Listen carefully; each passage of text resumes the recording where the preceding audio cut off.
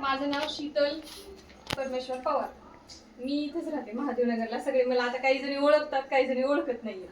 तर मी इथे राहते. मी हे 3 वर्ष झालं करते, पण मला व्यवस्थित मार्गदर्शन नसल्यामुळं मी मध्ये ब्रेक केला. मग याच्यावरती आहे ना, मी रिझल्ट घेतला. माझ्या एका मैत्रिणीला 7 महिने झाला त्रास होता. कशाचा? आपलं तोंड येतं. तिला 7 महिने झालं तोंडाचा त्रास होता. तिचं तोंडच कमी होत नव्हतं. तर तिनं हॉस्पिटलमध्ये दाखवलं. तिनं महिन्याला जवळजवळ 7 महिने झालं दाखवते. महिन्याला 2000च्या गोळ्या होत्या. तर तिनं अजून 1 महिना पण कंप्लीट नाही झाला. आपल्याकडली फक्त टूथपेस्ट यूज केली. टूथपेस्ट, चहा पावडर यूज केली तिनं आपल्याकडची. आणि काही टॅबलेट आहेत. आता सरांनी आपल्याला दिलेत ना, ते पुस्तक दिलेत ना, त्यामध्ये न्यूट्रिशनच्या टॅबलेट आहेत, वुमेन्स टॅबलेट म्हणून आपल्यासाठी. तिनं त्या टॅबलेट आणि हे बाकीचं टूथपेस्ट आणि चहा पावडर हे यूज करायला चालू केलं. किती दिवस? 15 दिवस. 15 दिवसामध्ये तिनं आज 7 महिने झालं तिखट खाल्लं नाही. म्हणजे फक्त मिठाची भाजी खाल्ली तिनं. तर तिला 15 दिवसामध्ये तिखट खायला सुरुवात केली तिनं. तिनं मला स्वतःहून कॉल करून सांगितलं की शीतलताई, तुझ्यामुळं आज माझे मेडिसिन बंद झाले हॉस्पिटलची. कारण तिला तिखट खायला कसलंच, तिने 7 महिने तिखट खाल्लं नव्हतं. लहान लेकरासारखं ती स्वतःसाठी सपक मिठाची भाजी करत होती. आज तिचं तेवढं कमी झालं. किती दिवसामध्ये? अजून तिनं हे औषधं नेऊन 1 महिना झाला नाही, 15 दिवसामध्ये. आणि अजून एक मुलगी होती, माझी भावाचीच मुलगी आहे, ती इथंच आहे. आज कधी आली तर तुम्हाला भेट पण करून देईल तिची. तिच्या चेहऱ्यावरती जे पिंपल्स येत आहेत ना, तिच्या चेहऱ्यावरती पिंपल्स येत होते.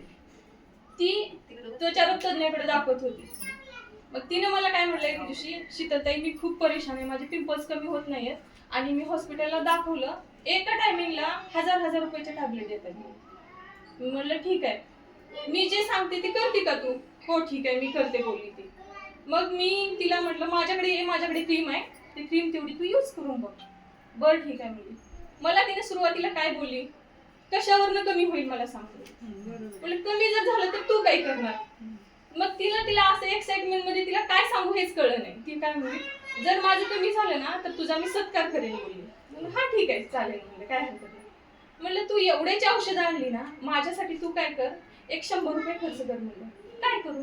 सांगितली. म्हणलं क्रीम एक यूज करायची आहे आणि त्याच्यासोबत जर फेस वॉश सांगितले तर यूज कर म्हणलं.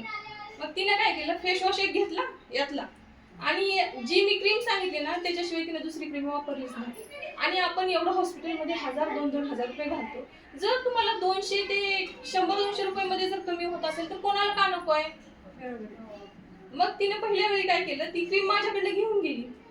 मग तिला 15 दिवसामध्ये रिझल्ट यायला सुरुवात झाली. इथे कसं आहे, आयुर्वेदिकला रिझल्ट सावकाश येतो, पण परमनंट असतो.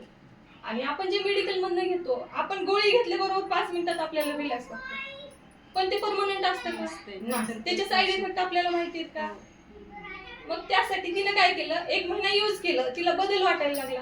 आता ती काय करते, या दुकानामध्ये स्टॉक राहील का नाही म्हणून 1 वेळा गेली की तिने 2 घेऊन येते, कारण मला नंतर भेटेल का नाही तिला असं वाटतं. आणि तिनं आता सध्या तिला फरक पडल्यामुळे तिच्या घरातल्या सगळ्या मुलींना सांगितलं. आता तिच्या घरामध्ये कमीत कमी तिच्याच वयाच्या 3 मुली येतात आणि बाकी छोटे येतात. तर आज त्यांनी सुद्धा आपल्याकडून घेऊन जातात. माझा आयडी मला ओपन करायचा आहे, माझी KYC करायची आणि मला पण हेच खरेदी करायचं. आज त्यांच्या घरामध्ये ती म्हणजे सगळ्या मुलींसाठी, चेहऱ्यासाठी, परत काही खाण्यामधून, आता लेडीजला जास्त प्रॉब्लेम, आता मुलींना पिरियड लेट येणं, असे काही प्रॉब्लेम आहेत, त्याच्यासाठी पण आपल्याकडे आहे. आणि जे आपण मेडिकल मधून घेतो त्याच्यापेक्षा कितीतर पटीने आपल्याकडे कमी आहे. मग हे जेव्हा आपण सांगतो त्यावेळेस आपल्याला सतत सांगावं लागतं, तेव्हा कोणीतरी एक जण ऐकतं. पण जेव्हा वापरतं तेव्हा त्याला वाटतं की खरंच आपण एवढे दिवस चुकीचं केलं. त्यामुळं बघा, ज्यांना आवड आहे त्यांनी करा, आपली बचत पण होते. सरांनी सांगितले आता आपले किती फायदे आहेत ते त्यांनी सांगितले. तशा पद्धतीने बघा, सगळेजण लक्ष देऊन करा. आपलं आरोग्य ही आपली पहिली प्रॉपर्टी आहे. चालते. मी आता एवढे वर्ष झाले इथे क्लास घेते. माझी क्लास आहेत आता 10 वर्ष झाली. माझा मुलगा 1.5 वर्षाचा होता तेव्हापासून घेते. मग त्यामुळे मला काय वाटतं, या एरियामध्ये मी राहते, माझी इमेज जशी आहे तशी राहावी. कोणाला नको फसवेगिरी, नको कोणाचा 1 रुपया नको घ्यायचा. क्लिअर? आता ह्या ताई माझ्याकडनं प्रोडक्ट घेतात, त्यांना मी MRP ने देते, त्यांना क्लिअर बोललेलं आहे. असं कोणाला वाटायला नको, गैरसमज व्हायला नको की बाबा ही लेडीज आहे, ही फसवेगिरी करते. हे नको आहे आपल्याला. जे आहे ते क्लिअर तोंडावर. आपल्याला या ठिकाणी राहायचंय म्हणल्याच्या नंतर सगळ्यांना आपण तोंड दाखवून याच हे राहायचं नाही. यांनी असं केलं तसं केलं, आपलं नाव नको कुठंच खराब व्हायला. त्यासाठी बघा, चांगलं आहे, विचार करा. चालते सर, नमस्कार सर. आणि एवढी माहिती व्यवस्थित दिल्याबद्दल सर आमच्यासाठी आले इथपर्यंत, त्यामुळे सरांचे खूप खूप धन्यवाद.